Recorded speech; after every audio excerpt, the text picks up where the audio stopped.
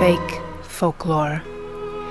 This is a podcast series where I have taken the time to go through The Witch's Guide to Fairy Folklore by Aidan McCoy, and we'll be going through each creature one at a time and discussing the reasons why it is not factual. In this series, I have integrated a lot of other people's work to explain to you the actual folklore behind all of these listed in the encyclopedia. I hope that you will see this as an opportunity to learn and to grow, so no matter what part of your witchcraft you are in, you will know exactly what you are getting yourself into. And now, let us begin.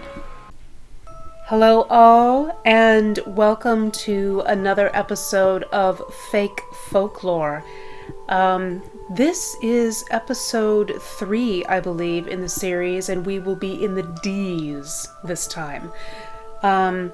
Once again, I forgot to mention it in the last one, but everyone who has contributed to the making of these particular videos, thank you so much. I appreciate it from the bottom of my heart. So, I do think that without much more preamble here, I think we're just going to start right into the creatures. So the first one we will be talking about this evening is the Devas.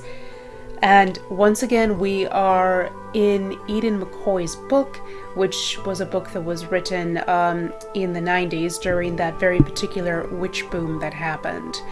And I will be going through and reading the excerpts from the book, and then I will be bringing in other people to talk more on these creatures, as a lot of what McCoy wrote in this particular book here, Fairies of the World, Witch's Guide to Fae Folk, isn't as correct as it could have been, because there's a lot of conglomeration, a lot of homogenizing. So we are working through this one alphabet section at a time. So according to McCoy, the land of origin for the Devas is Persia, which this is one thing that is incorrect. It's Hindu. The other origins she had written down as Greece, Isle of Man, and England, and I just struck that from the record because that's not true. Other names, none known. Element, any, depending on where the Deva makes its home. Appearance and temperament. Devas are small fairies who appear as bright spheres of light. When the light is toned down, they are said to be golden-colored beings who wear richly colored robes. They are nature spirits who seem interested in humans, but are shy. Most time active, all year, but especially in spring. The lore. Deva is a word which comes from the Persian and means shining one, which is descriptive of their appearance. It may have once been a generic term for all fairy life, but as the word went west, first to Greece and then to Britain, it became associated with deeply elemental nature spirits. Devas live in nature and almost seem at one with it. They can live in lakes, trees, or woods and take on elemental vibrations, depending on where they choose to live. In England, they are said to still heavily populate the Epping forest. Where to find them? Anywhere in nature, all over fairyland. How to contact? Because of their extreme elemental nature, you can best contact one by going directly into nature and inviting them to be a part of your outdoor rituals. Magical and ritual help? Undetermined, but you might try asking them to lend energy to any spell which heavily uses one particular element. Now, from my research, I do recall that these are celestial forces of nature. And of course, I know that McCoy has written down here, that they are at one with the elements, but to call them, just these little tiny fairies is incorrect and disingenuous. So I will be turning it over here to somebody else, and they are going to elaborate more on this. And we will be taking a look at Epping Forest, because that is also incredibly important and not associated with the Middle East at all. So, we have a video about Blavatsky, but this time we are going to examine the notion Devas aside from her. But we don't forget to mention that she was the first who brought the notion to Western theosophy. Devas are a kind of angel who lived a cycle ago and completed their planetary evolution. They don't necessarily relate to humans but natural occasions. Any plant management and administration is in the hand of one single Deva. They are in the fourth stage of the astral dimension, and they express themselves with music and color. The word Deva comes from Sanskrit, meaning a god, also called celestial beings. According to Hindu, there are 3 types of Devas. Mortal Deva, these live in a realm above humans. Enlightened Deva, they realize the divine realm. 3 Brahmins, they are Devas that have become deities. On the other hand, to Buddhist sects, Devas are seen as deities living in different parts of heaven. As contradictions plot the story, in the earliest Vedic literature, all supernatural beings are called Devas and Asuras. The Devas represent the good, and the Asuras the bad. In some medieval Indian literature, Devas are also referred to as Suras and contrasted with their equally powerful but malevolent half-brothers, referred to as the Asuras. Epping Forest is an ancient woodland with thousands of years of history.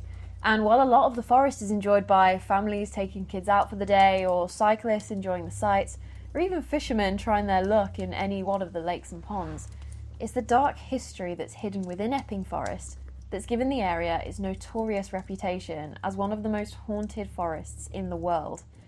With everything from ancient armies heard echoing through Iron Age earthworks, through to the spirits of vicious highwaymen luring you deeper into the labyrinth of ancient trees, there's no shortage of ghost stories tied to this ancient forest. The actual woodland known as Epping Forest is thousands of years old and has seen so much history. The forest itself once stretched from the Thames River to the Wash at the top of Norfolk, absolutely huge. It's obviously not that big anymore, a lot of it was actually cut down during the Anglo-Saxon times, but still, it's a massive forest and it's very old. The woodland has been used by humans for millennia, and we can still see evidence of this, in the form of Iron Age earthworks, which are basically where ancient tribes would dig out ditches and build mounds, kind of like manipulating the ground to fortify an area against a neighbouring tribe. It's also been used as a royal hunting ground when apparently in the 12th century, King Henry II gave it the status of royal forest. This meant that commoners could still gather firewood and turn the cattle out in the forest, but only royals could hunt deer there. And this was still the case in the 1500s. Apparently it was really popular with King Henry VIII. He's said to really enjoy hunting in the forest, although there's no actual evidence of him hunting there. But he went so far as to build a hunting lodge, so I would say he was pretty keen on the place. His daughter Queen Elizabeth I was also apparently quite fond of hunting in Epping Forest, and the hunting lodge her dad had built was actually refurbished for her. And it's actually still standing to this day. You can go and visit Queen Elizabeth's hunting lodge in Chingford, as it's now a museum. But that's not to say that the poor folk didn't make the most of the forest too. When the bubonic plague hit London in 1665, people actually moved out of London and into Epping Forest at the time, like a bit of social distancing to try and survive. But they're not the only people that have called the forest home over the years. Especially during the 18th century, the forest was perfect for criminals and highwaymen to hide out in. I mean, think about it, it's a huge forest, super dense trees to disappear into, and it's pretty close to London. So you can only imagine the kinds of things that went on in Epping Forest during that time. Not a super safe time to be travelling around in the area. By the early 19th century, it was looking like Epping Forest was going to be completely cleared, like other forests in the area had been, to allow for more farmland and more housing. Higher up people in the area were starting to enclose off parts of the forest, which then encroached onto the whole, allowing the commoners to freely graze their cattle and lop off branches of trees for firewood. Eventually though, in 1878, the Epping Forest Act was passed, which, amongst other things, ended the royal forest status, continued grazing rights, but most importantly, required that the forest, quote, shall at all times keep Epping Forest unenclosed and unbuilt upon as an open space for the recreation and enjoyment of the people. On the 6th of May 1882, Queen Victoria actually visited and declared that she was dedicating Epping Forest to the use and enjoyment of her people for all time. And so Epping Forest gained another name, the People's Forest. And so now you've got the woodland, but Epping Forest is actually a district in itself, so like an area controlled by the council. The forest spans almost 6,000 acres, or just over 9 square miles, whereas the actual district of Epping Forest covers 130 square miles, just to give you an idea of the size. So this is a pretty ambitious story, plenty of ground for me to cover, but I'm mainly going to be focusing on the forest itself and areas very close to the forest, because it seems to be where a lot of the not so nice history took place, and then of course by extension of that where a lot of the alleged paranormal activity is said to happen. Because let's face it, looking at this forest, it looks like a haunted forest. Very dense trees, lots of opportunities to get lost in, or hide in. Apparently over the years, a lot of buried treasure has been found in and around the forest itself, which, I mean, it makes sense, doesn't it? Obviously, you've got the ancient history with people finding treasure dating back to the Anglo-Saxon times, but then you've also got the forest connection with highwaymen, who would need somewhere secure to hide their loot. So it looks like on some occasions they made their hiding spot a little too secure and never uncovered it again. So funnily enough, metal detectorists love the forest. But you know what else is super easy to hide in a really dense forest like Epping? Bodies. And there have been lots of them. Because the forest has been the perfect location to either commit a murder or hide the body. And by saying that, I'm not endorsing that you go to Epping Forest to, just don't do that. Murder is very bad. I'm not going to list off everybody that's been discovered because we would literally be here all day. But there have been a few really notable cases in and around the forest, with some still being unsolved to this day. Possibly the most famous is the Babes in the Wood murders. On the 17th of June 1970, a dog walker who was walking through Epping Forest with his Labrador came across a little hide, like what bird watchers make with branches and things. Well, he didn't, his dog did. The dog wouldn't come back. Obviously, it got the smell of something, so the dog walker went over and discovered the bodies of 2 children. Turns out they'd been there for a while and were identified by dental records to be 11-year-old Susan Blatchford and 12-year-old Gary Hanlon. They'd both been missing for 78 days since the 31st of March. The case went cold. They had no leads on who could have done it until a convicted murderer, Ronald Jebson, who was already serving a life sentence for the assault and murder of another child, he came forward and basically confessed to the horrific things he did to the children before he murdered them, and got himself another 2 life sentences. Some cold cases that have happened in the forest are absolutely wild too. A husband and wife were shot a few days before Christmas on the 22nd of December 1989 and were found in their car on one of the roads in Epping Forest. Like execution style, someone had sat in the rear seats of the car and shot them from behind. Brutal. In 1990, a woman called Patricia Lee Parsons was found slumped over in her car after being shot 3 times in the head with something that could possibly have been a crossbow. Her murder is still unsolved, although it's thought to have been a hit job as Patricia worked as a masseuse and escort. And she had a little black book containing the details of all 200 of her clients, which included some well-known celebrities. The story goes that potentially she was silenced by one of these clients as she was threatening to go to the newspapers with this weapon of mass reputation destruction. And the little black book was never found. But there are so many more, and it kind of doesn't bear thinking about all the victims that we potentially don't know about that have been buried in the forest over the years. It seems as well that the forest attracts people who are looking to end it all, as there have been so many documented suicides taking place within the woodland too. And where you've got a forest as large and as old as this one, witchcraft is never going to be too far behind, because there's stories of witchcraft being practiced within Epping Forest for centuries. But then there's also talk about satanic rituals, like full-on human sacrifice, child abuse rituals. And I wouldn't normally include them, as people like to say, oh, it's the Satanists, about a lot of potentially haunted locations. But this, unfortunately, seems to be a potentially bona fide case. Literally, there was apparently a case that went to court in the Old Bailey in 1991 where a girl testified that every Monday, Wednesday and Friday, her parents would take her to the Gypsy Rodney Smith Memorial Stone within the forest, where her and her sister would be forced to take part in things no child should ever have to go through. Her sister's testimony also included that babies and children younger than the girls would be sacrificed on the stone as part of the ritual. And so obviously that is pretty heavy. Infuriatingly, I couldn't find any other reference to this court case other than a couple of news articles from the Scottish Guardian. So I don't know the outcome of the trial or anything more. But a lot of people have mentioned that they've been out walking through the woods or camping and they've just so happened to stumble across what looks like a patch of scorched earth. And then they'll notice the symbols etched onto nearby trees. And then they'll get that pit in the bottom of their stomachs that tells them that something is definitely not right and they should definitely get out of their area immediately. Yeah, it could just be people messing about, but what if it isn't? So you've got thousands of years of history of people living and dying in the area. You've got criminals hiding out, carrying out their extracurricular activities within the forest, and then potentially very dark rituals being performed in what seems like alarming regularity. Yeah, you can see why Epping Forest has the reputation that it does. The place I wanted to bring you to is Ambrosbury Banks. This is one of 2 Iron Age earthworks that have been found within the forest. And so just looking at it, you can see where these ditches and mounds would have been. And they still look pretty impressive nowadays, like just some mounds among the trees. Like you can see that something has gone on here. But when they were built, the ditches would have been 3 meters deep with the mounds 3 meters high. So you're gonna feel fairly well protected inside there if you needed to be. But the legend connected to Ambrosbury Banks is that it was potentially either the camp or the actual battlefield where our very own warrior queen Boudica fought her final battle with the Romans. And we've got accounts from a Roman historian Tacitus about what went down in that final battle. But you know, history written by the victors and all of that. But he said that by 61 AD, Boudica and her army had been wreaking havoc on the Romans and had actually been winning.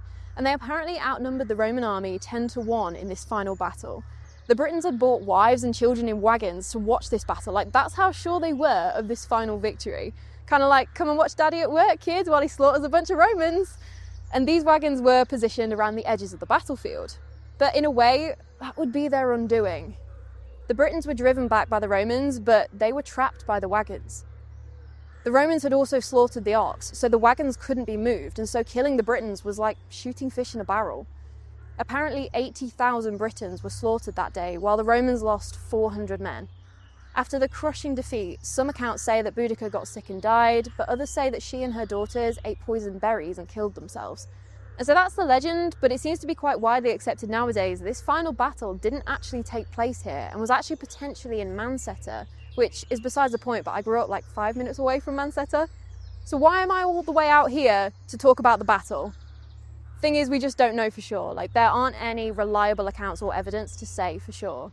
But there are some people that remain convinced that Ambrosbury Banks is most definitely the site of the final battle, or at least that Boudica camped here before that defeat, as on more than one occasion, the muffled sounds of ancient pagan drumming and soldiers marching have been heard echoing around this area.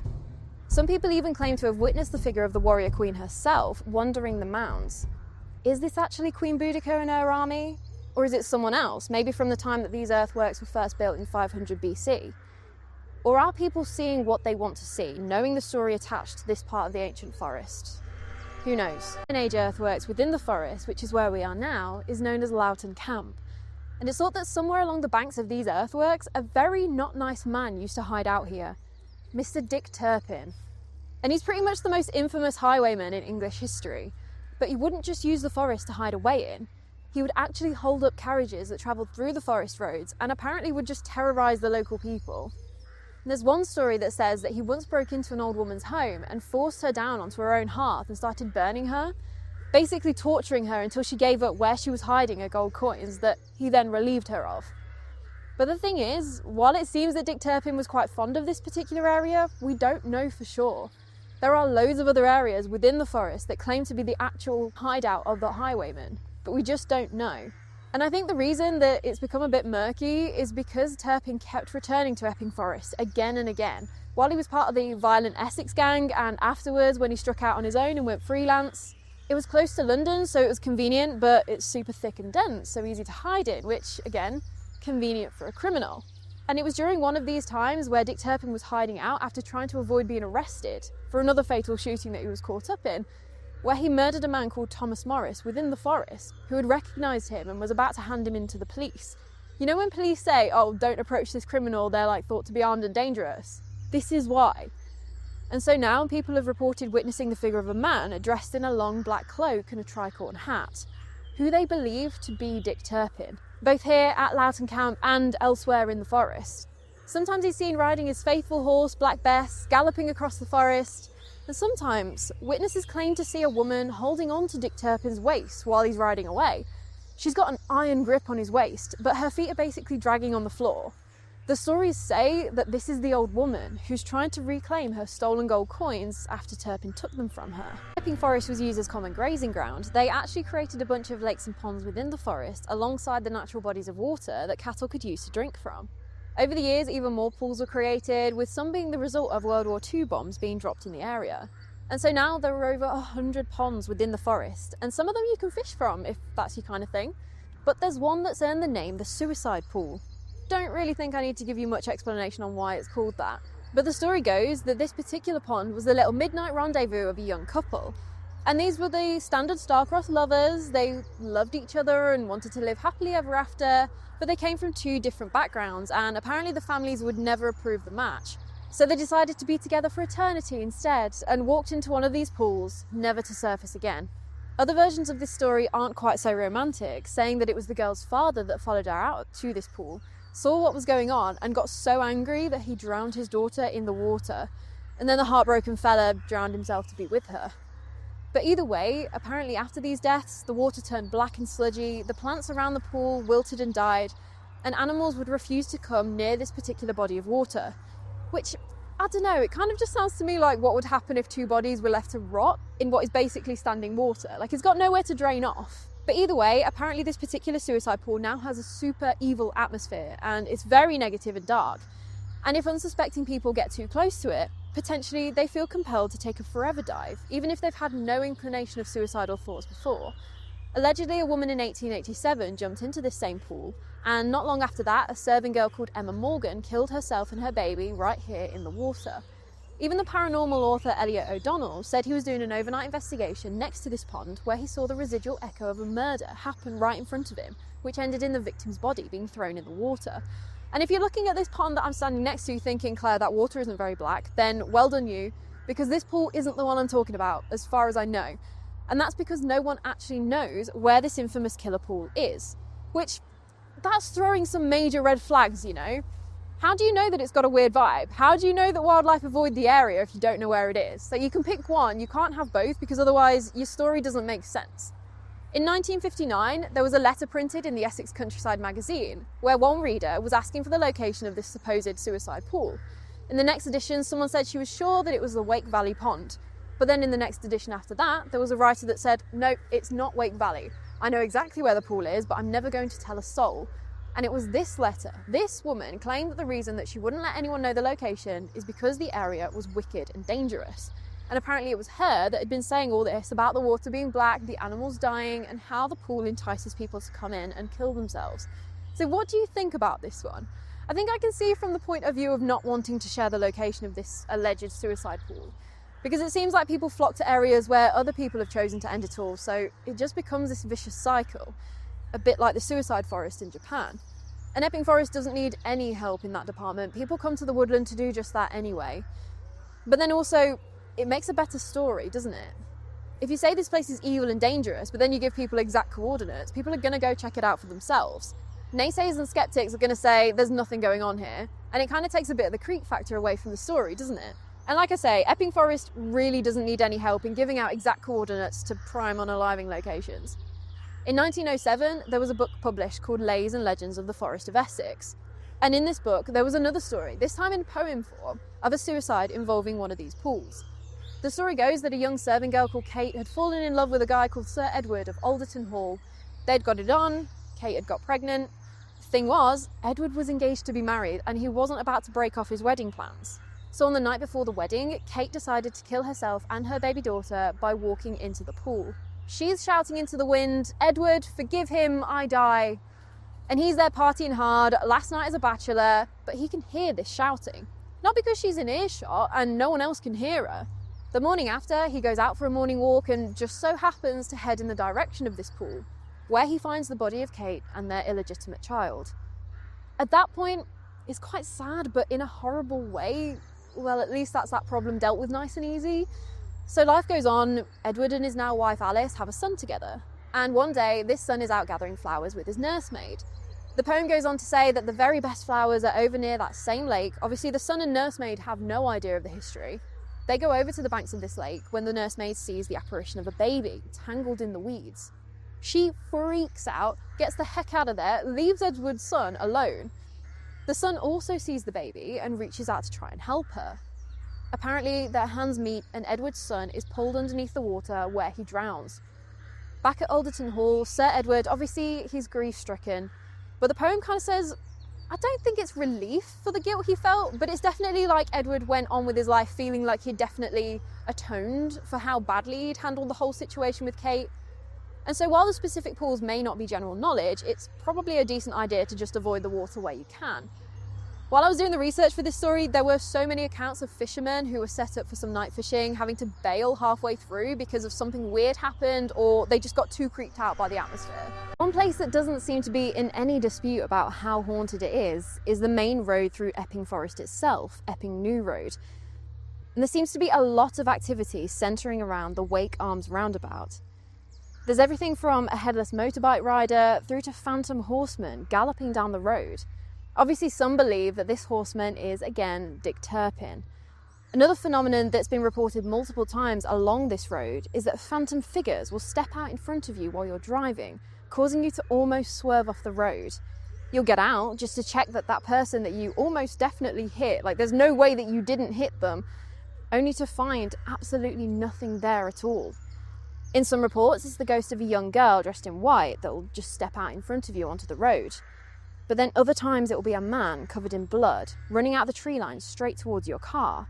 Some believe it's the spirit of a man who died after being hit by a car and that he's desperate for help because he doesn't know he's dead.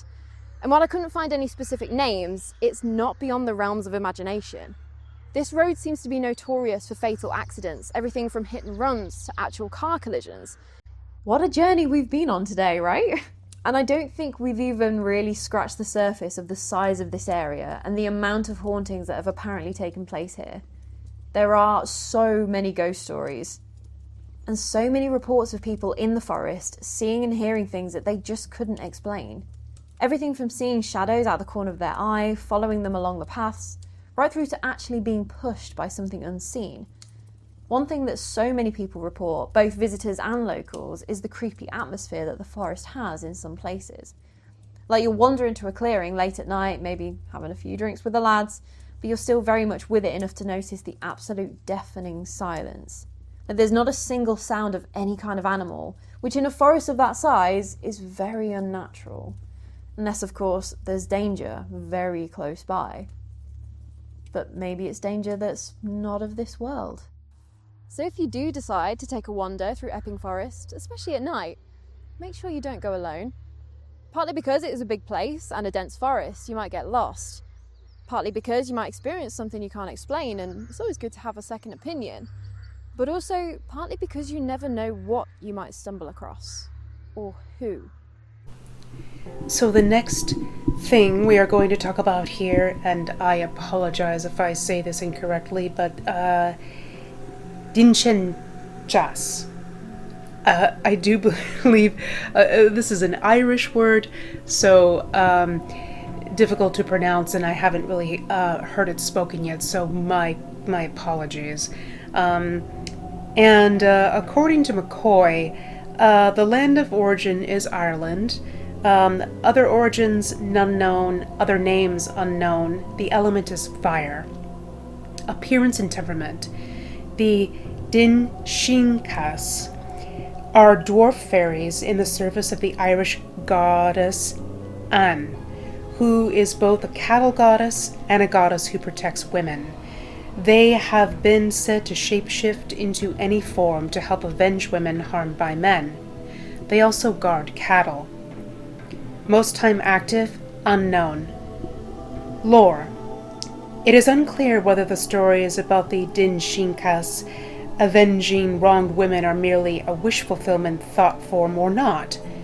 Aine was raped by a Connacht king. She later slew her attacker and was elevated in the folklore of the early centuries of this era to the status of a patron goddess of wronged women. The Dindshenchas is also the name of a collection of old Irish stories. Where to find them? In pastures, or at the shrines to Aine, which are to be found in her home country, Kilkenny. How to contact? Ritual invocation at your circle, or during spells for the protection of women. Design a ritual to contact Aine and draw her power into you. Magical and ritual help. It is likely that Aine and her fairies can be called upon to protect and give strength and courage to women, and to guard and watch over cattle. In a ritual situation, ask that she allow the Dindshenchas to guard you if you are approaching a difficult or dangerous situation. So this is another one of those weird, far-fetched ideas that McCoy put into the book. So there are many different ways to spell Dindshenchas.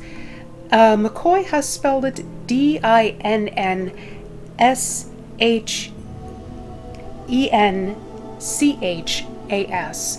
And when I actually went to go look this up, there are several ways to spell it, neither of which include this particular spelling here. Dindshenchas or Dindshenchas,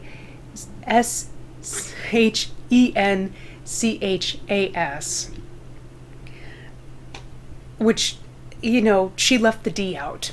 So, there's a couple of other modern spellings too, but it made it a little bit more difficult to try to find out what this was, but long story short, these are not fairy creatures. This has more to do with being the Irish word for lore of place. So, I'm going to bring in someone else to speak on this particular topic, and we will also be talking about the goddess Aine at the same time. On Dindshenchas, the lore of place names.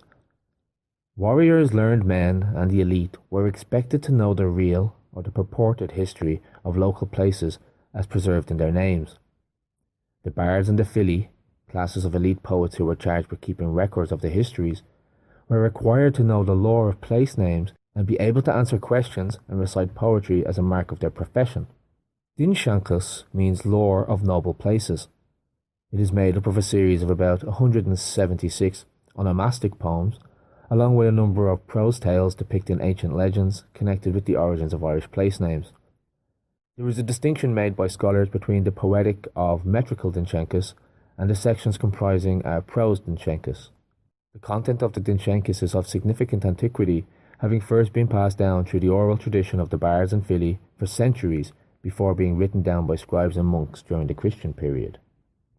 The metrical Dindshenchas was compiled, translated and published in 5 volumes as recent as the early part of the 20th century by Edward Gwynn, who drew from the Leabhar Huadra, the Book of the Duendes, the Leabhar Lagan, which is the Book of Leinster, the Rennes manuscript, the Book of Ballymote, the Great Book of Lecan, and the Yellow Book of Lecan for source material. Many of the stories are clearly fictitious, appearing as though the story was created to support an existing place name, rather than a place name created to record an actual story. Nonetheless, they provide us with interesting insight into the imagination and a little into the culture and society of the early Irish. Dagda agus Fáilte. Hi and hello, it's Sean O'Sullivan. I am John O'Sullivan of the Irish Pagan School, and I'd like to welcome you to our YouTube channel. As we've been going through dropping videos on the daily here to kind of provide insights into the Irish lore, the mythology, to explore some of the Irish culture as living pagans in Ireland at the moment. But then also to talk about the broader kind of sensitivities and kind of skills and around spirituality, and kind of just maybe breaking down some of the definitions that come along. I'm answering a question that we get asked a heck of a lot, and unfortunately there's not a lot of information on it. And that question is, who is Aine? Yeah, the goddess Aine is mentioned in the Dindshenchas. So I talked in a previous video about these kind of collected bodies of works. So all the information that we have comes from these monastic kind of tomes where they're keeping their records and their tides and everything else. And then in between, they're recording the history of the monastery themselves, but also in the oral history of the people around them. And that's where we get all of this kind of content. Now, the Laura Gabalan isn't one book. It is one story or saga that we have copies of or versions of in multiple different books. But that's not the extent of the content. That there is so much other content out there. One of the other big kind of chunky kind of lore texts that I absolutely love going into, they're known as the Dindshenchas. Now that is spelled Dindshenchas, but it's pronounced Dindshenchas. Now there is the metrical Dindshenchas, the Ren Dindshenchas, but then there's also another section known as the Bandshenchas, which is the lore of women. So it's actually in the Dindshenchas that one of the Dindshenchas, I think it's the metrical, which is broken down into 4 different segments. The Ren Dindshenchas is broken down into 3 different segments. So there's a lot of different places to get into this lore, which I love. But there's one reference to Aine. There's only one reference to Aine. And it's even spelled in an old Irish format. It's spelled Ainge. And that reference is found. It's a section, actually, I copied it out and I have it here. It's called the Finn in Gabel. So Gabel, son of Ethedon, son of Nuada of the Silver Arm, stole a bundle of twigs which Aine, the Dagda's daughter, had gathered to make a tub thereof. For the tub which the Dagda had made for her would not cease from dripping while the sea was in flood, but would not a drop was let out of it during the ebb. Sorry, the wording of it is, again, this is a translation. This translation was actually done by Whitley Stokes, and it's not from modern or kind of current Irish, it's from old Irish, and so the arrangement of the words is a bit tricky to stumble over. So just there, for the tub which the Dagda had made for her would not cease from dripping while the sea was in flood, but not a drop was let out of it during the ebb. He hurled a cast of that bundle from Belach Folsach, and in the place where it alighted, a fair wood grew thereout. Hence it's now called Finn Gabel, Gabel's wood. So these Dindshenchas tales are, a lot of them are these small snippets of lore, but it's those kind of the lore of place names. It's the lore of, why do we call Gabel's wood? Why do we call, this town by this name? Why is this mountain called this mountain's name? And that is a big, big part of all of the lore. And this is why, again, the mythology is so real to us in our landscape, because it still bears the name. So that is the only reference that we have to Aine, and it's Aine, daughter of the Dagda. Now, there are other Agnes, but there's no other goddess-affiliated Agnes. Now, things do get blurry because some people think that Aine might be just another way of saying Anu, but Anu is an entirely different circumstance, and Anu could also be Danu, but Danu could also be Anand, which could also be Danand. And so there's all of these linguistically similar names, but they're not the same individual. And so, again, there is no lore on Anu or even Danu. The only information we have is that the tribe was called the Tuatha De Danann, the tribe of the goddess Dana or Danu. And so it's a linguistical exploration, really, where they've taken the Danann from Tuatha De Danann and trying to break down that linguistically. They come back to, it's the tribe Tuatha De, which is of, and then Danann, which then is this Danu. And because of the end structure, the Anan, that's how they've been able to break, because the word tribe kind of changes, the word Tuatha changes the following words. There's a whole kind of linguistic kind of stuff, which I'm not an expert in. I really wish I was, because then I would be, translating these ancient texts as well.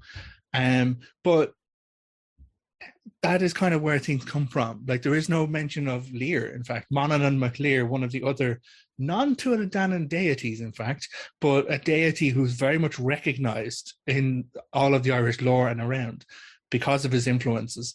He's Monaghan MacLear, which is son of Lear, Lear being the sea. And so do we have this reference to this name of a god that is the sea, but we don't have any stories about Lear, in the same way we don't have any stories about Danu or Anu. So it's a short video, I guess. That is the extent of the lore that we have on Aine, but a lot of people do feel connections or experience things and they want to kind of explore more, I wish I had more. As I've said before, there is vast amount of the texts which are not translated. So there's lots of stuff. I think I hesitate to put kind of my guess of percentages on there, but it's more than 50% of the stuff that we have is not translated, and it is being digitized and archived as best we can. But the problem is, it is old Irish. It's not even current Irish. So it takes a very specific linguistic skill to kind of get through that. That is what we have on you. Care yourself, look after yourself, and slán. Moving on to our next creature here is the Domoviyr. The land of origin is Russian. Other origins, none known. Other names, Domovoy is the singular form. There are 4 subspecies of this fairy, each with a different name. The element is earth. Appearance and temperament. Domoviyr are male elves who, like their cousins, the brownies, live in human homes, which they protect with fierce loyalty. They always wear red shirts and blue girdles, and they like to grumble and growl, but their proverbial bark seems worse than their bite. Most time active, all year. The lore, according to McCoy, of course. The word Domoviyr is used in Russian as a generic term for fairy, in much the same way as the word pixie is used in England. This fairy is known for doing favors for his adopted family that are not always appreciated, such as stealing needed supplies from the neighbors. He will raise a ruckus to let the family know of approaching trouble, and can be heard to moan and sob when death is coming to his home. In Nancy Arrowsmith's book, A Field Guide to the Little People, she warns that persons acquainted with the Domoviyr must be especially on guard on March 30th, for this is the day when they shed their winter skins and grow new, lighter ones for summer. It is also a day during which they have fits of bad temper. Domoviyr have jealous natures, and persons who want to host these creatures must constantly be on guard against this. They are especially watchful of poultry meats, which are their favorite foods, and will protest loudly if a larger portion is given to a neighbor or another fairy than it is given to them. They must be offered libations of grain at each Sabbat, and always given a portion of any meal containing poultry to avoid their temper tantrums, which can shake a house to its foundation. There are 4 subspecies of Domoviyr, who each have specific specialties in regard to duties around their adopted household. The first subspecies is the Vizilla, who takes care of the horses. He is an excellent caretaker of finer animals, but isn't much interested in the welfare of the others. The Bagin and the Ovinik, who protect and look out for other farm animals, live in barns rather than a home. And lastly, there is the Bannock, who guards and protects the bathhouse and any nearby freshwater ponds. Where to find them? In the homes behind the fireplace or stove, or in densely wooded areas in fairyland. How to contact? Set out food for them and ritually invite them in. A safer way to get to know them while deciding if you want one in your own home is to visit them in a home in fairyland. Keep in mind that they are very temperamental, and that there are fairies much easier to get along with who will be glad to share your home. Magical and ritual help? None, unless they live with you, in which case they will protect your home and help keep your cupboards well stocked. So I might have to go on a search again, but the Bagin is not one of the fairies for this particular subset of fae folk.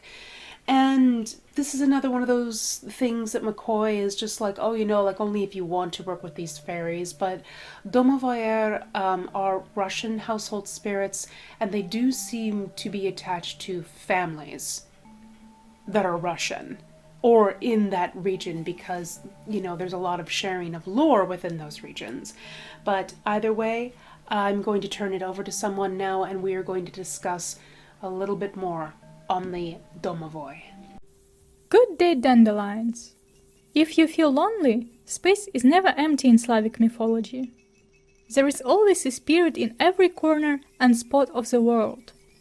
It is impossible to take a break from the spiritual crowd for introverts. Maybe hiding in the house is an option. Do you think that the house is your space, your castle? No. Your household and all the infrastructure that goes with it has a decent spiritual crowd. Barn, backyard, storage shield, you name it. They all have a spirit assigned to them. In general, most Slavic household spirits are tiny anthropomorphic beings that perform the functions of the part of the household they represent. Their appearance varies, but mostly they are small and look like blank from which. Forgive my nostalgia. In this episode, we're going to learn about a few of many spirits that live next to you in the household, and how to get along with your invisible neighbors for the future reference.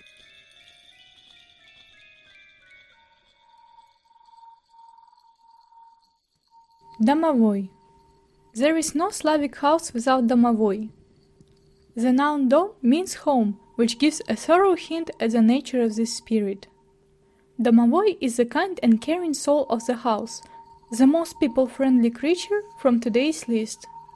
Domoviyr is the soul of a deceased family member or a sacrificial animal spirit that stayed in Yav to protect the family. In another version, Domoviyr is one of many fallen angels who live in the human world. This version brings a lot of questions to me. For instance, each household has a pack of spirits. Each forest and lake has its own Leshy and Vodяной. That is a lot of fallen angels, don't you think? There is also a version of the army of Veles, of which all these spirits are a part. Anyway, Domoviyr is the guardian of the family and the well-being of the home. He helps in everyday life, protects the house from all kinds of evil, and watches over pets. Domoviyr always walks barefoot, since the house is his territory. He is described as a small old man, or he takes the form of a small copy of a family member. Additionally, this clumsy spirit can transform into any living creature and thing. Domoviyr has a family, wife Domoviyha and kids Domovyata, whose number corresponds to the number of people living in the house. In a house where there are no men, Domoviyha will be the only spirit protecting the household. For the sake of a good relationship with Domoviyha, it is important to keep the house clean. If your house is wealthy, you get along with Domoviyr pretty well. He guards your house against thieves and helps the family to prosper. The Slavs left small gifts for Domoviyr in different parts of the house: bread with salt or pancakes, porridge, eggs, snuff, and colored scraps. Domoviyr makes a mess when he isn't happy. However, Domoviyr would never misbehave in a healthy household. His tantrums are an indicator that family members don't respect each other. If things with Domoviyr go nuts, praying, swearing, and mirrors can calm him down. Domoviyr lives in the corner behind the stove called pech. It was a vital part of the household and was considered the center of the house. If a family moves, they will bring the Domoviyr to the new place with ritual bread and salt. Seeing Domoviyr in person means the bad news is coming to the house.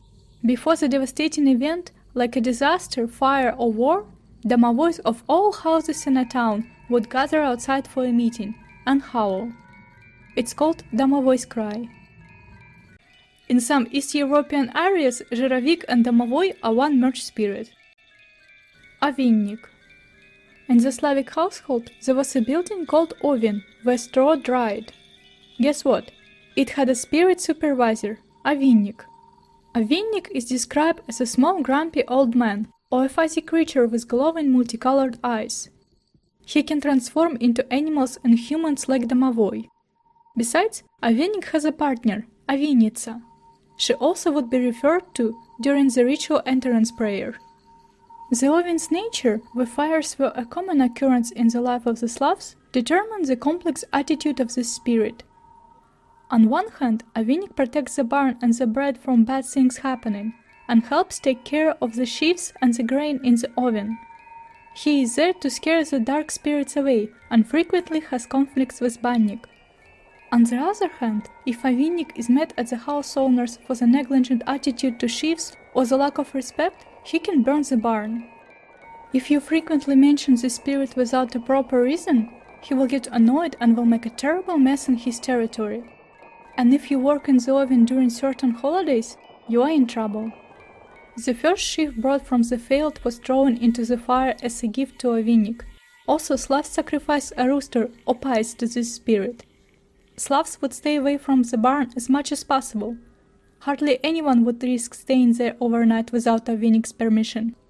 If a fire did happen, it was attributed to the mischief of the other Vinnik, who deliberately set the barn on fire. It's like the grass is always greener on the other side, but Slavic style. However, this is a walk in the park compared to our next spirit. The most dangerous location in the household was Banya, where ironically Slavs would clean and heal themselves. Bannik. Did you hear about the famous Russian sauna where you're kicked with a birch broom? It's called Banya. Banya, like many other important places in the life of Slavs, has its supervisor in the spiritual world, Bannik. Bannik is quite a controversial spirit. He is known as Banya's devil, Banya's master, and one of the evil house spirits. His ambivalent nature represents the nature of Banya itself, which was associated with dark magic and the underworld. It was a separate building in the household, where Slavs removed dirt and sins, had a sort of rebirth, and actual birth too. Since bathing is an intimate process, many bad spirits try to sneak to Banya to take advantage of the moment. This is where Bannik comes on the scene. Usually invisible to people, Bannik hides in a pile of broomsticks, behind the stove or under the shelf. Generally, Bannik is described as an anthropomorphic old man with birch leaves in his hair. However, the spirit can shapeshift to any human and create hallucinations. No one knows what he looks like, and you don't want to find out why. Behaving loud in Banya, showing up drunk or late. The night was Bannik's time. Bannik usually invites bros for a party or has a bath himself. People who came to the Banya at night suffered a sad fate. Let me tell you, Bannik has a lot of ways to torture people that piss him off. Peeling off the skin, scalding people with boiling water, or making them faint with heat, and throwing stones. That is enough to make a horror movie. The only way to save yourself from Bannik's anger was to pray and to leave Banya as soon as possible. Why wouldn't you get rid of Bannik if he's so dangerous? First of all, he can save you from other spirits. Also, Bannik is a part of many fortune-telling rituals. He helps people to predict the future. Before Slavs would enter the Banya, they asked Bannik's permission and would casually sacrifice him a black chicken. Additionally, after each session, it was common sense to leave a bucket of water, a bar of soap, and a birch broom for Bannik. Besides obvious health benefits, Banya has a sacred meaning. Banya is the place where humans are created. Literally. My ancestors, especially in rural areas, would give birth in Banya. After the childbirth, Banya would be used as a nursery room for a couple of days. That's why we have Baniha. Baniha or Bannica is a kind female spirit, a spiritual midwife that protected a mother and a child. The ancient custom didn't disappear with time. After the baptism of Rus, people would still come to Banya to recreate and heal. However, Slavs would take off their crosses to avoid conflict with the spirit. The tradition is still alive today. A few honorable mentions before we close today's list. Gumennik, the spirit of a barn, and Rizhnik, the spirit of threshing barn. We came to the end of our list. Are you paranoid right now? Are you running around your place, leaving treats for invisible neighbors in all corners? Did you spot any of those spirits in your place? Believe it or not, it's up to you. So the next creature we are going to talk about here are the Dracs. And according to McCoy, their land of origin is France, but also in Scotland. I had to figure that out for myself. Other origins, they are similar to the German Nicks. Other names, they're called Dracae in England. Nope, Scotland, where they are less well known. Their element is water. Appearance and temperament. In their natural state, Dracs appear as great floating purple blobs on the surface of the water. but more often they are seen in the form of a golden chalice or in a female humanoid form. They are dangerous to approach. Most time active, all year. The lore. Dracs are not bound to live in water, but seem to prefer it there. They are sometimes found in damp, mossy caves and rocky outcroppings near bodies of water. They are most populous in the English Channel, but their former home was the Seine River, which was, until humans took it over, their sacred kingdom.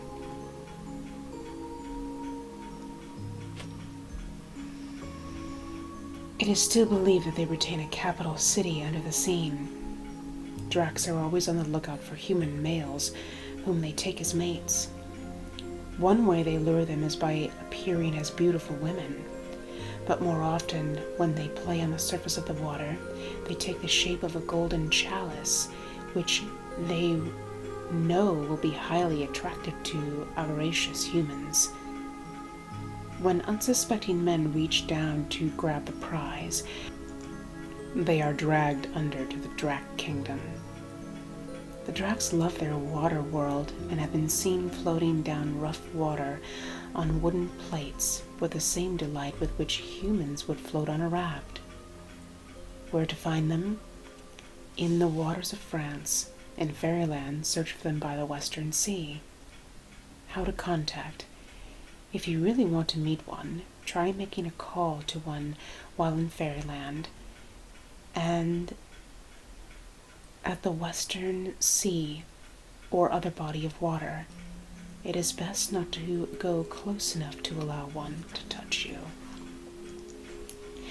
And now we are going to turn it over to someone else, and we are going to discuss more about the Dracs.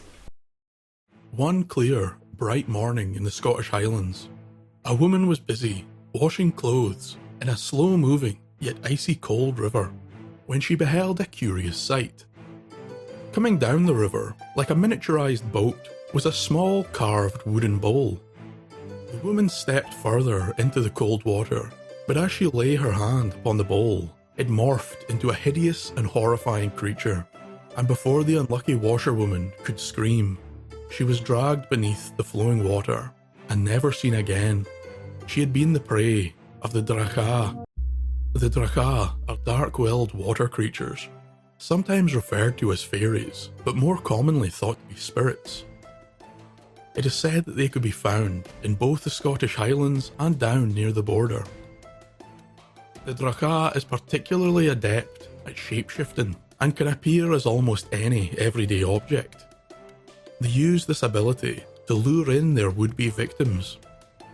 Tales tell of Dracae taking the form of wooden bowls, plates or cups. In all these forms, the devious creature would float down the river or along the banks of a loch it calls its home, waiting like a spiritual angler for someone to take the bait. Not all the forms of the Dracae floated. On some occasions, it was known to present itself as jewellery laying on the riverbed, commonly appearing as a bright golden ring which would catch the eye of those passing. Other tales tell of Dracae that remain in their unassuming form to allow them entry into the unsuspecting victim's home, where they would attack during the night. There is no description of the Dracae's true form, only that it is terrifying. Some have suggested it takes the form of an old, malnourished woman when dragging its prey below. Being taken by the Dracae does not always mean death. It is said that if a woman is seized by the creature, that she is taken beneath the water to the cave of the Dracae. There she is employed as a nursemaid for one of the Dracae's brood. If the subjugated female nurses the vile offspring of the water spirit for 7 years, she is granted her freedom and may return to the land from which she came. With all this fear around items found in rivers, it will come as no surprise that people of old found it practically a requirement to bless or sain any item found in or by a river. It was said that the Dracae could be repelled or stopped through reciting Bible verses or carrying a crucifix. On some occasions, even a simple prayer would be enough to save the unfortunate victim of this spirit's haunting. The tales of Dracae seem to warn of taking things that are not yours. I think this can be seen as reinforcing one of the Christian commandments, "Thou shalt not steal."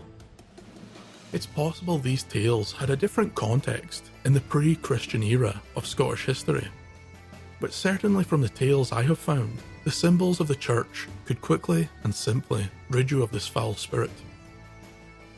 It would seem that on some occasions, the Dindshenchas, or fairies of old, were substituted for the Dracae.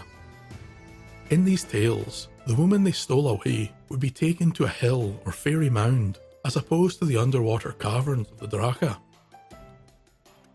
The major issue in researching this specific being of Scottish folklore is the lack of references. I am sure there are more, but I could only find a handful, and none of these explain or suggest an origin or cover the etymology of the name Dracae. For this video, I chose to pronounce it with a mix of my own Scots accent and using the Latin pronunciation of the letter Ash, but I have no idea if this is correct. Until then, I would advise against taking anything you see floating down a river in Scotland. Thank you for listening. So the next creature we are going to discuss here are the Dracs.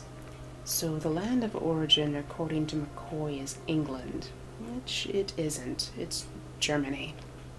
Other origins, none known. Other names, none known. The element is fire. Appearance and temperament. Dracs have never been seen by human eyes, but they have been smelled. They are benevolent house spirits who will bless your hearth and multiply and keep your firewood dry in exchange for living in your home. Most time active, from nightfall until just past dawn.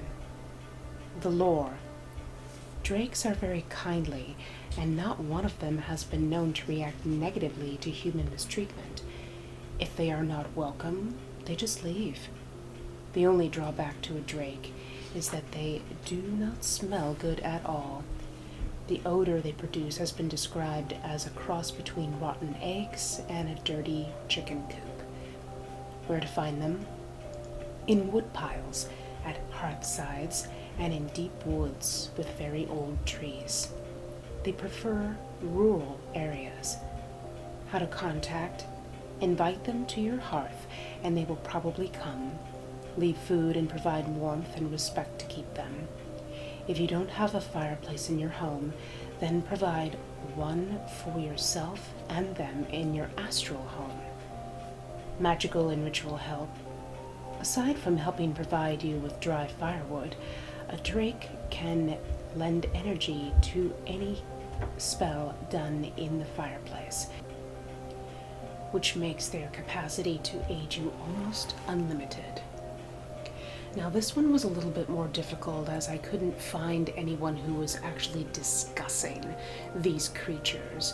So doing my own research here, what I was able to find was a Wikipedia article that says that the drake or Dracae or Ferdrak, either for Drac or fire Drac.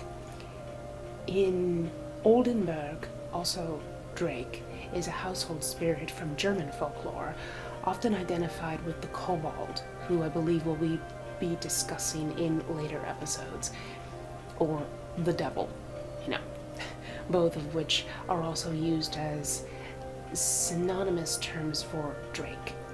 Otherwise, it is also known as Dracae, dragon, but has nothing much to do with the reptilian monster in general. So the nomenclature of this creature, the etymology of drake, it has been argued does not descend directly from Latin Draco, which is the Middle High German for dragon, but rather from the name Mandragora, which is sometimes misconceived of as relating to the dragon, as in the English name Mandrake. The creature is also known in the Alpine region, Switzerland, etc., by such cute names as Tragerel, Sturitzi, which is diminutive of Sturz, a Swiss franc coin, Geld Hondrel, but also called it Drac in Switzerland, is apparently an adoption of the Low German form.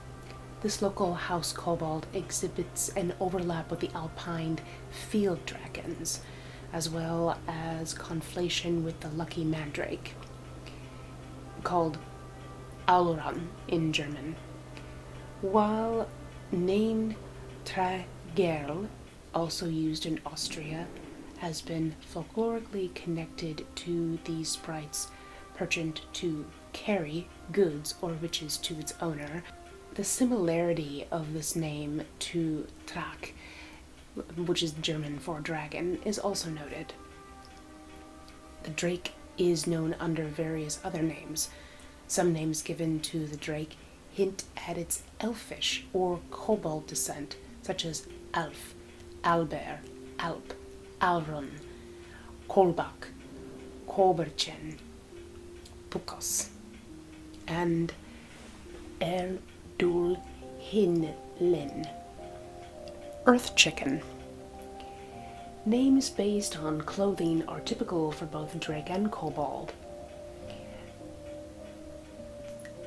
House Latzen, house bib, rod jacket or rod jacket, the one with the red jacket. Jackerf, the one with the jacket, a devil name.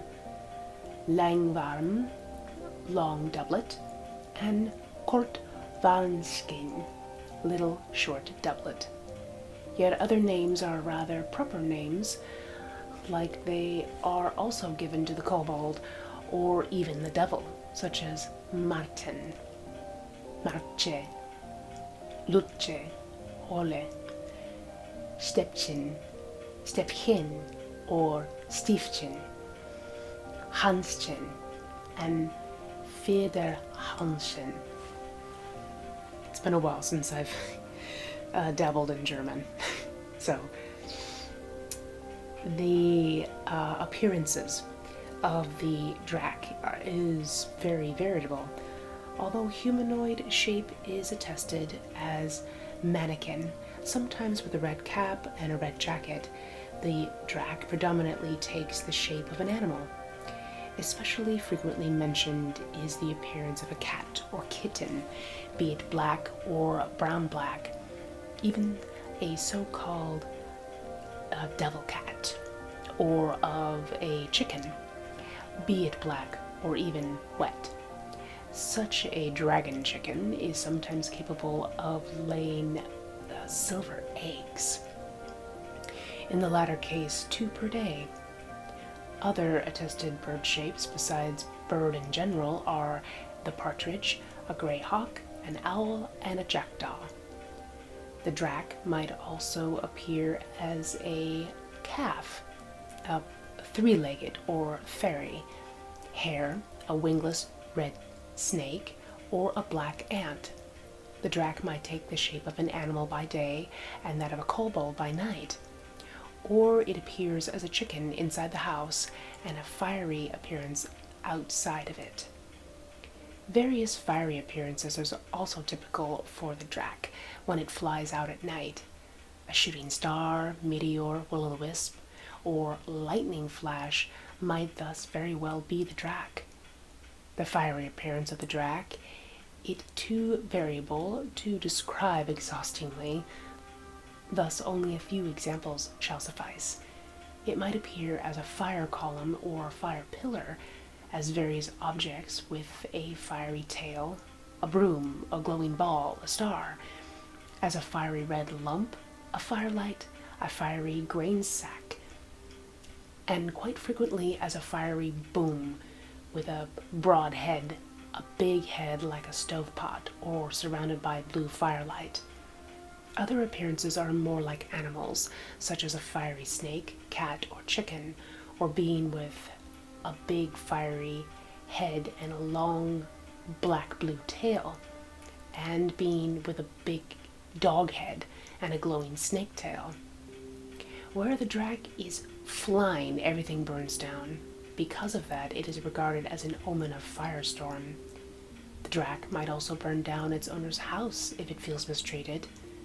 Names associated with the Drac's fiery and tailed appearance are Herbrand, Shooting Star, Langschwanz, Long Tail, Kurzschwanz, Short Tail, Schilling Schritt, either Gobbletail or Entwining Tail, Glückschwanz, Glückstert, or Glückschert, all glowing tail, and Salamander.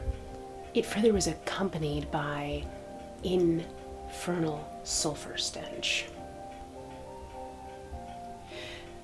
Owning a Drac. To win a Drac as one's dominant spirit, a deal with the devil, signed with one's own blood, is necessary. Thus, the owners are often said to be witches or Freemasons. What makes owning a Drac so desirable, despite the price of one's soul, is the fact that the Drac brings its owner whatever they might covet by stealing it from the neighbors. A Drac's owner is not allowed to pray or go to church for communion.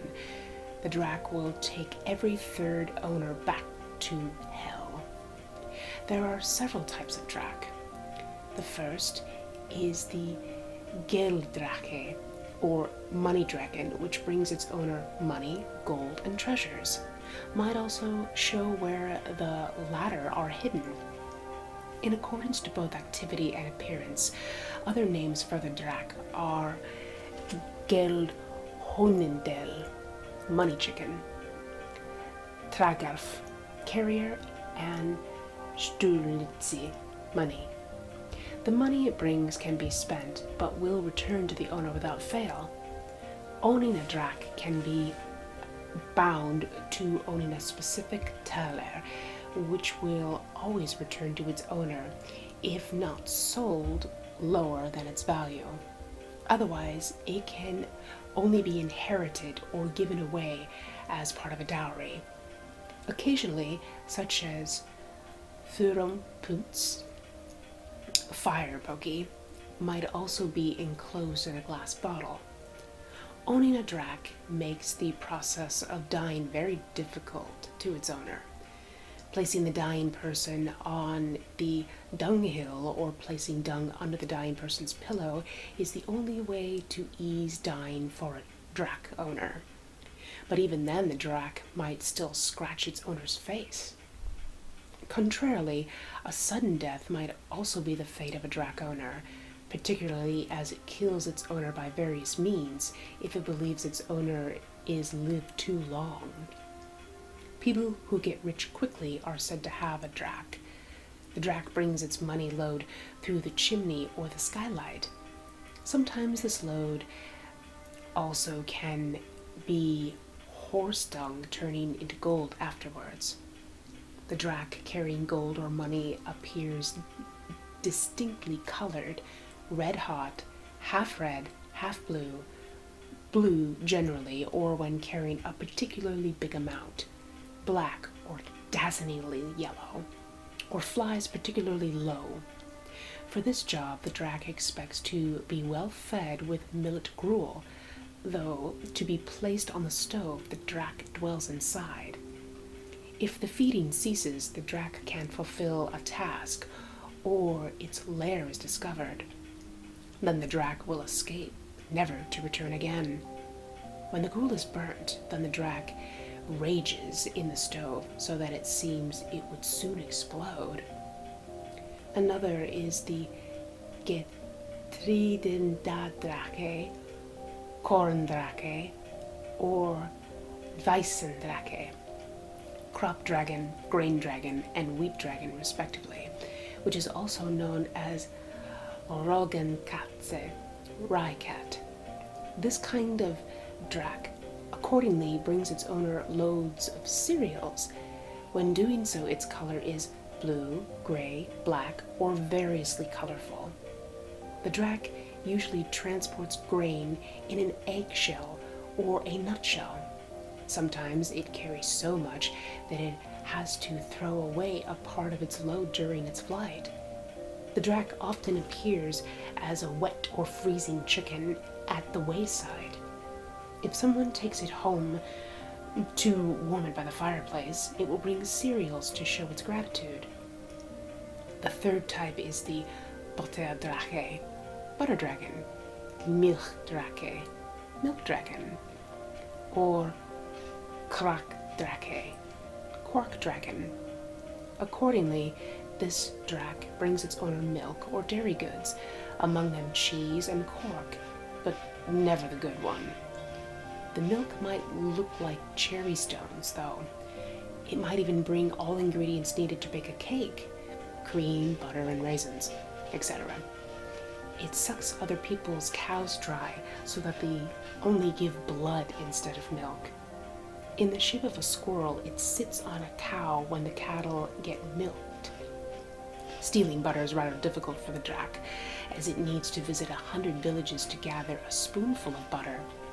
The same can also be true for milk, for it will take 1 nodel of milk per household in 100 villages. The Drac brings other goods too, such as woodlungs turning into smoked beef, sausages. Accordingly, it is called Dracae, or sausage dragon. Bread, flour, and eggs, linen, dung, and frogs, which can be used to make chicken soup. It only readily unloads its gifts if there is nobody else looking, though, and also guards its owner's goods. Hence, it will disappear if eavesdropped on. The Dracae is offered milk containing chunks of bread roll for its services. In the guise of a black dog, the Drac vomits dumplings. The Drac can also vomit milk. As a black cat, it defecates Kupfeil, a type of southern German noodle dish, only that the Kupfeil are cat dirty in reality. The toad shape Kupfeilkröte is too defecates Kupfeil. The Drac is milked through a thread. There is further differentiation between a Gutter Dracae, good dragon, and an Armer Dracae, poor dragon. The former enters the chimney as a fireball and pours out milk, eggs, and money.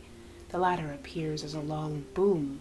Other people can shuttle, pour out, loch, let go, or Zuruk. Inherited silver, iron, or steel. Yet another method is pulling off a wheel from a wagon and a yellow sulfuric smelling substance left behind by the Drac is called Dracan pugnant milk. Otherwise, it might also enter the house of its owner, setting it on fire and burning itself to death. I don't actually think you want this creature in your house.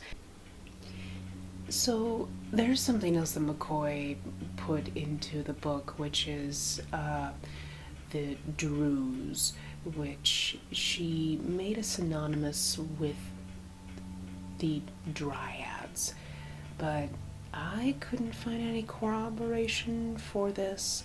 So with that being said, we are just going to move on to the Dryads.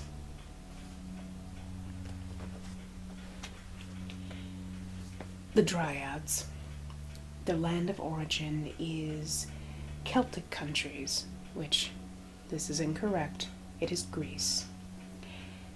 Other origins, tree spirits and tree fairies, are a worldwide phenomenon. Other names, tree spirit, tree ladies, druidesses, hamadryads. In Gaelic they are sometimes called she Draui, which means fairy druids. The element is air. Appearance and temperament. Dryads are tree-dwelling spirits, from whom the female druidic order took its name. They are playful creatures who seem totally androgynous, though they are always referred to as female. This labeling is simply a guess, for they are seen as not much more than enchanting wisps of pure light, sometimes gently colored in tree hues. Dryads seem open to human contact, but are very capricious, and it would be hard to tell if one was in the mood to help, play, or just tease. Most time active, all year, but particularly at the Espats, full moons. The lore. Dryads prefer willow trees to all others, though they live in all of the 13 Celtic sacred trees. Fairy willows, which lodge dryads, are said to walk about at night, seeking new locations, or laid down their roots. Some persons have said that they have learned much unrecorded tree lore by observing how the dryad's songs and appearance subtly alters as they flit from tree to tree. It was the dryads who gave the secrets of tree magic to the druids and aided them in learning about divination and astral travel. The dryads make beautiful music with their voices, sounds which are very compelling to humans. And while no human has been harmed by following these irresistible sounds, caution is advised, lest you be tempted to stay overlong in the astral realm. Dryads may have been native to Greece, where they were called Dryads, and were also female tree spirits.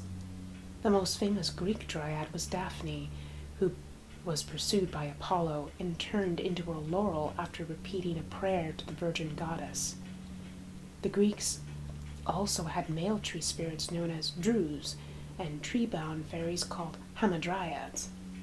Unlike Celtic dryads, hamadryads could not move from tree to tree, but spent their entire lives in only one. There they were born, lived, and died. Where to find them? In the physical or astral, you might go to a grove of trees, preferably one with willows or other druidic sacred trees. Also look for them in the fairy triad of oak, ash, and thorn, or in rowan, birch, and elder trees. How to contact. Invite them to your circle and ask them to join you in whatever ritual you have planned. Even if they don't show up at your circle, they may send you helpful energy if they feel your request is a fair one. If you were in fairyland, they might find you. Dryads will often show up in circles when the spirits and guardians of the East are called. Magical and ritual help. They are thought to be useful in human attempts to contact with deities if they are approached properly. As they did with the Druids, they may be persuaded to teach you the secrets of divination, astral travel, and tree magic. Begin forming a solid relationship with these fairies by working with them frequently, but be willing to be patient with their games. So, we are going to move this along to other folks, and we're going to talk about the Dryads more in depth. Dryads, the ethereal guardians of nature in Greek mythology, have captivated our imaginations for centuries. These mystical beings, deeply rooted in ancient lore, continue to influence our cultural consciousness, bridging the gap between the past and present. The term dryad comes from the Greek word dryas, originally associated with oak trees. Each dryad was believed to be spiritually connected to a specific tree, creating a symbiotic relationship. If the tree perished, so did the dryad. This concept reflected the Greek ethos of respecting and preserving nature, highlighting the consequences of harming the environment. Various types of dryads existed in Greek mythology. Hamadryads were tightly bound to their trees, symbolizing the intrinsic connection between flora and all living beings. Meliai, born from the union of Gaia and Uranus, were associated with ash trees and played a crucial role in nurturing the infant Zeus. Meliades guarded fruit trees and protected sheep, while Oreiades dwelled in mountain forests. In ancient Greek culture, Dryads held significant spiritual importance. They represented a tender communion with the divine through nature. Every grove and rustling leaf had the potential to house these shy yet powerful spirits. Hurting a tree was considered an affront to these guardian spirits, potentially invoking divine discontent. This belief system intertwined spirituality with ecological awareness, suggesting an understanding of environmental balance. Dryads have been a source of inspiration in art and literature throughout history. Ancient Greek vase paintings and sculptures often depicted these nymphs intertwined with trees or peeking from behind them. In literature, works like Theocritus's Idyls and Ovid's Metamorphoses featured Dryads, bringing them to life through poetic narratives. Modern interpretations have expanded the concept of Dryads. In fantasy literature, such as J.R.R. Tolkien's Lord of the Rings, tree-like beings called Ents echo the protective nature of Dryads. C.S. Lewis's Chronicles of Narnia features wood nymphs that embody the mystery of forests. In cinema and video games, Dryads are often portrayed as fierce protectors, reflecting contemporary environmental concerns. Today, Dryads remain powerful symbols of our relationship with nature. They challenge us to consider our role as stewards of the environment, embodying both the fragility and resilience of the natural world. As we face modern ecological challenges, the ancient concept of Dryads reminds us of our deep connection to the forests and the importance of preserving our natural heritage. So the next creature that we are going to talk about is the Duendes. The land of origin, according to McCoy, is the Iberian Peninsula. It's actually just Mexican, you know. Other origins: the Spanish brought this fairy form to Mexico and to Central and South America. Other names: none known. The element is earth. Appearance and temperament: these solitary fairies appear as middle-aged women in green robes. They are small and sly, and their fingers look like long icicles. Extremely jealous of the human condition is their primary emotion, one which overrides all other concerns, and they seek to harm and destroy humans whenever possible. Fortunately, there are few left, most time active, all year, especially at night. The lore: the Duendes attach themselves to homes and become so entrenched that they are very difficult to exorcise. They would love to drive their human families from the homes so that they might have these dwellings to themselves. To this end, they make life miserable for the human family. They are such practical jokers and engage in so much poltergeist-like activity that many people with a duende will swear their home is haunted.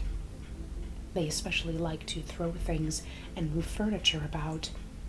They have been known to help clean a house, but this is for their own comfort and not for that of the humans with whom they share the home. Where to find them? Unknown. How to contact? Contact not advised. So, let us take a little bit of a deeper look into these creatures.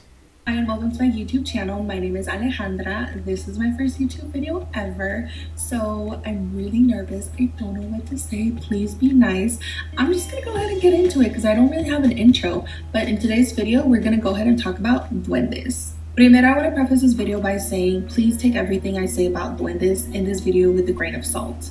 As with all myths or legends or cryptid creatures, things get passed down through word of mouth and they vary from community to community. So I may say something that you have never heard before or that you believe to be completely wrong.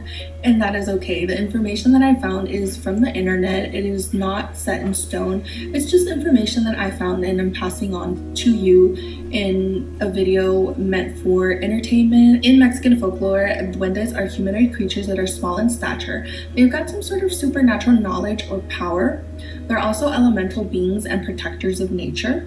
Traditionally, duendes are said to exhibit a mischievous and playful temperament. However, and that's going to be the first of a lot of howevers in this video. However, over time, and depending on who you ask, who's telling the story, duendes have evolved to become and do more sinister things. Demonologists as far back as the 16th century actually considered duendes to be a type of demon. So even today, you're going to hear some people refer to duendes as demons. The ancient Mesoamerican cultures actually did not consider duendes to be evil. They all had their own versions of duendes. They didn't necessarily call them duendes, but they believed that they were good beings. They believed that they protected their crops and that they brought in the rain. Ahora, duendes are used as a cautionary tale to warn children who are misbehaving or not listening. Pero there are people who believe that duendes are real. Since duendes are elemental beings and protectors of nature, of course, one of the places that you'll find them is outside. The duendes that reside outside have a reputation for helping lost children get back home. However, we have been hearing disturbing stories of duendes enchanting children, kidnapping them, and then when they finally return them, the children are in such a traumatized state that they are never the same again. Duendes who live inside of homes are said to live in the walls and sometimes even the ceilings, especially near children's rooms. They don't like to be seen, but they definitely like to make their presence known. And once they move into the home, they become very protective of the space. It's said that duendes choose you and not the other way around. So if you believe that you have a duende and you did not willingly invite it in, then that is probably what happened. The duende chose you. There is good news. These duendes are typically just playful, mischievous tricksters, and you can easily please them by leaving them offerings. So hay gente que cree that you can actually buy duende statues in order to willingly invite them into your home and activate them so that they can provide you with favors. These favors include stuff like health, career success, luck, money, finding love, etc. In order to activate your duende, an activation ritual has to be performed. In my research, I wasn't able to find one specific activation ritual. It does seem like it varies, and once again, I attribute that to, things getting passed down through word of mouth or being different from community to community. One thing that I did find that a lot of the rituals had in common was that they used the power of the full moon. So ya cuando todo está listo and you've done the activation and you've given it the intention and everything, you have to keep giving your duende gifts and offerings such as candy, coins, etc. You can't just expect the duende to bring you all this stuff and you not do anything in return. Duendes can shapeshift and become invisible, and because of this, they like to hang on to people by their arms and sit on their shoulders and cling onto their shoulders. So the professional suggested que encontrara una iglesia with double doors. She would need to go in through one door, leave the duendes in the church and tell them that she was coming back for them, and walk out through the second door. The professional said that this would help get rid of the duendes, so it's exactly what she did. And she does report that it did help, and she hasn't had any issues since.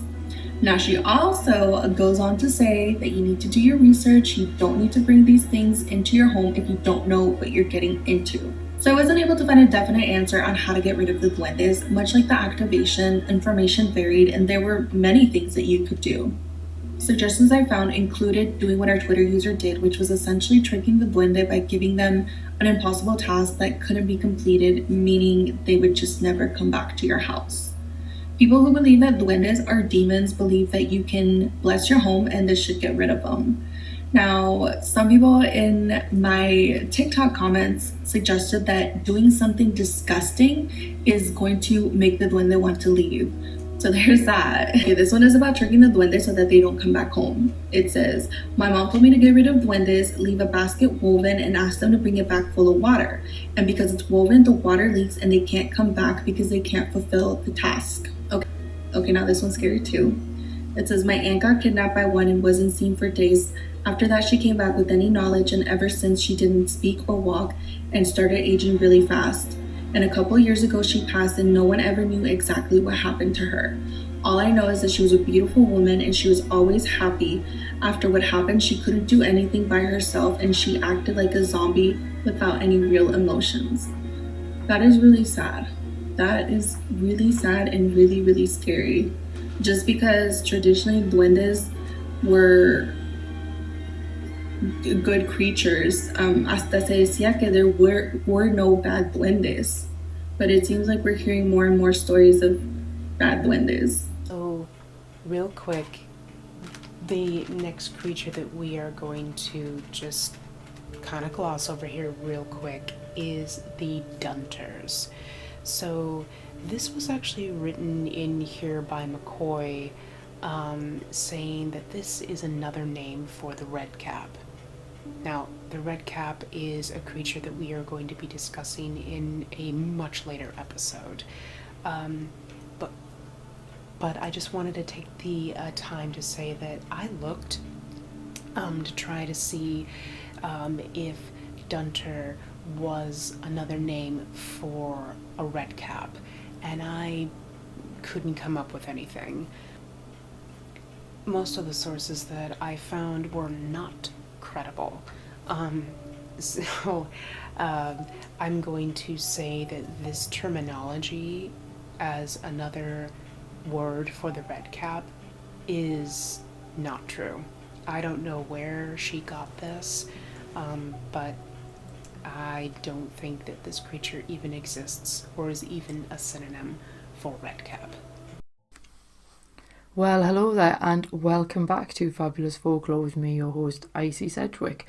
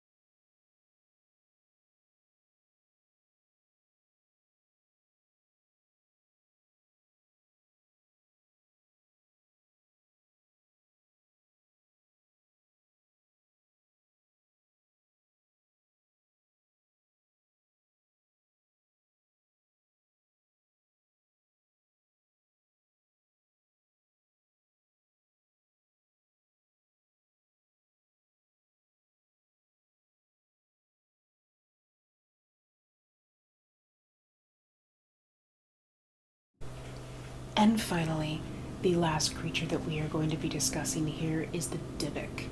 So, the land of origin, according to McCoy, is Israel. And that fully isn't true for a number of reasons.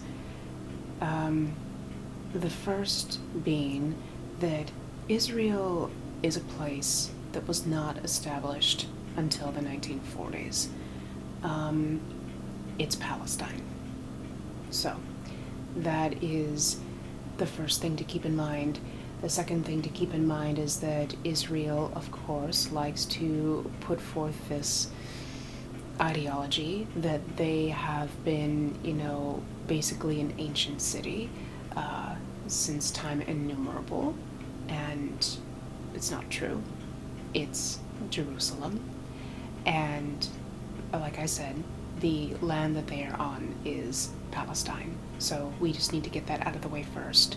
We don't need Israel stealing folklore, much less anything else. So if we are going to be very transparent, the land of origin or the peoples of origin, this is a Hebrew. This creature is from those peoples. The other origins, these fairies were possibly native to ancient Canaan or Babylonia before being adopted into Hebrew folklore. Other names are Dybbuk. The plural form is Dybbukim, both words being transliterated from Hebrew. The element is air.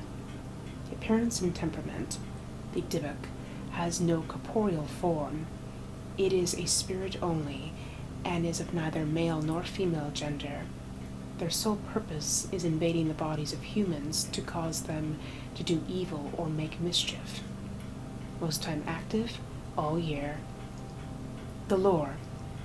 Long before Judaism became the world's first codified patriarchal religion, the Hebrew people had one of the richest pantheons in fairy folklore ever known on the planet. Much of this was borrowed from and shared with the other tribal peoples of the region. Nearly all of this lore has been lost to us because it was successfully purged, first by the early rabbis and then again later by the first Christians. The fairy lore about the Dybbuk survived because it was best known at the time when both Jews and the early Christians were trying to drive Rome from Israel, quote-unquote, and many of the tactics they were forced to take violated their religious ethics. Thus grew up the still popular phrase, "A Dybbuk must have gotten into me." The Dybbuk is almost better described as a demon than a fairy because of its power to temporarily possess a human body. People believe possessed by one were thought to have reached this state through their own negative acts. Kabbalistic literature, Jewish and Gnostic mystic texts give specific protocol for exorcising a Dybbuk, much as a Catholic Church prescribes similar ceremonies. If you are interested in these ceremonies, look to the writings of Isaac Luria and Moses Cordovero. But if you are really in fear that the Dybbuk is near, any intense exorcism should banish it from you, or try using music to both drive it away and to protect yourself. Much of the music used in Judaism originally consisted of chants of protection meant to invoke the power of the deities against astral entities. Dybbuks are thought to hate music so much that they will flee any place where musical notes can be heard. The first written story about a Dybbuk was recorded in the early 16th century. A rather benign story about one which is still in print is the Jewish folktale The Dybbuk by Ben Horowitz. Where to find them? They are believed to live in dark abysses and to be attracted to areas of discord and fighting, from which they draw their energy to live. They are not visible to the naked eye, but might possibly show themselves in some form or another in the darker regions of fairyland. How to contact? Contact not advised. So when I was doing research for the Dybbuk and trying to find a video that would succinctly put this into a cohesive narrative, I did have difficulty finding it, much like McCoy says, but I think it is very important to note here how in depth she actually goes into the Dybbuk, despite not, having texts about it. And considering the state of the world at the moment, all of these references that she is giving, I would take with heavy doses of salt. Just put the whole salt shaker in your mouth. And the reason for this is because the separation of, the Jewish peoples and, their plight and, especially things like what happened with the Holocaust and those types of things. And what we are currently seeing now going on in Gaza is extremely important to keep in mind. So I cannot guarantee that any of the writers that she is stating and giving, as essentially her citations are not Zionists. And that is the fundamental thing to keep in the forefront of your mind if you actually go looking for these particular types of texts. So that is all I'm going to say on that. Obviously, you're going to want to do your own research, but be very, very careful, because the propaganda of Zionists and the Israeli state is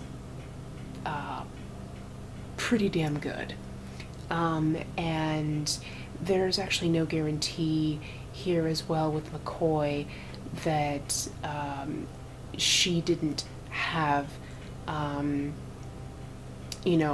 Zionist programming inside of her body when she wrote this. And the reason that I say that is because most witches, especially white witches, have not deconstructed. And most of them were raised in very rigid religious sects when they were growing up, which is usually the reason that causes them to go towards different religions once they start to really question the one that they're in. This usually starts around adolescence. And as someone who was also a white woman, and this also happened to me when I was, in my adolescent years, it's something to really, really keep in mind. You can claim yourself as a witch all day long, but when you do not actually deconstruct the religion that you were grown up in, you are still going to put forth Zionistic teachings or evangelical meanderings into what you are saying.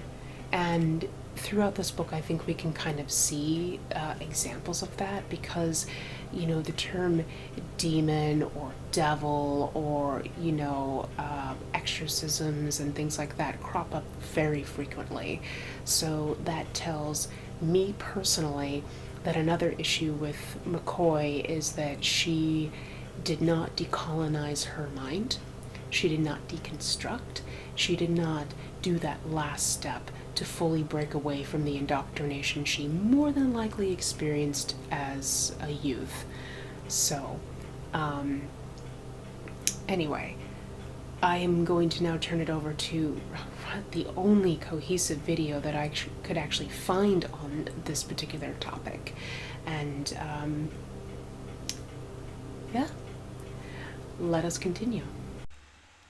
Dybbuk, a restless spirit. Thank you for stopping in at 9 World Chronicles. And every now and then we have to dip into some mythology about ghosts or spirits. And the Dybbuk falls right into that category. This is a malevolent spirit from Jewish folklore, and it is said to be the soul of a dead person who has not yet moved on to the afterlife and instead has taken possession of a living body. The term Dybbuk comes from the Hebrew word davak, which means to cling, reflecting the idea that the spirit clings to the living person it has possessed. They are known to linger at twilight, being a restless spirit seeking solace in this mortal world. Now, the tradition believes that this creature is a person who died with unresolved issues, unfulfilled desires, unsettled debts, or unfinished business. So instead of simply moving on to the afterlife, this soul becomes trapped in the physical world. It has to complete its mission. And to further that end, it possesses a living person so that it may complete its goal.